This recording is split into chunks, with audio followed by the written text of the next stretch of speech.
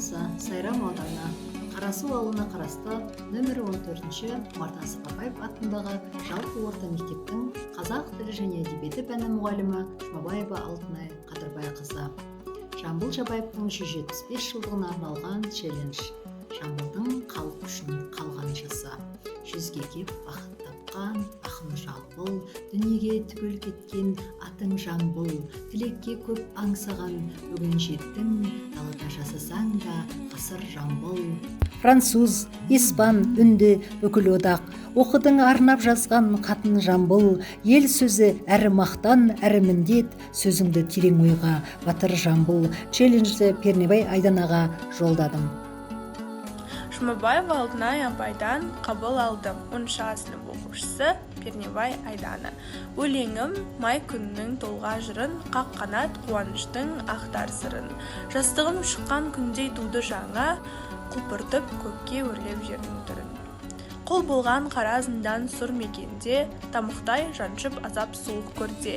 Езілген халқым болып шықты жолға, Ленинмен жарық жолға октябрьде.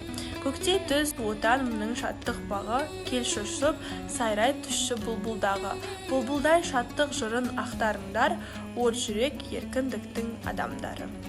10-шы сынып оқушысы мен Шакирова Айшанур халықтың сәлемі Пернебай Айданадан қабыл алдым. Челленджерді Нашир Сәлимаға жолдаймын. Домбырасын серік қып, өткізді Жамбыл ғасырды, өленді тегіп, өрнектеп, асулардан асырды. Қара терге малынып, еңбегі кетіп далаға, тойса тойып тамағы, тоймағанда ашырды. Қалың халық көтерген, өмірдің ауыр зылтарын, жылдан жылға тасыды, сарғыратып даланы. 3-ші сынып оқушысы Нашир Сәлима. Толғау. Бармақтай жәндік бұлбұл құс, жаһанда жауы зәрлі қыс.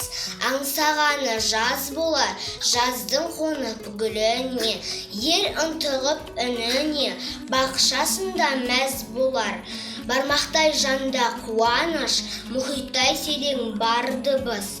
Шырқайды күйін талмайды, жаз күні жаһан тілеткен, әсем күйін үдеткен, салғанын қайтып салмайды.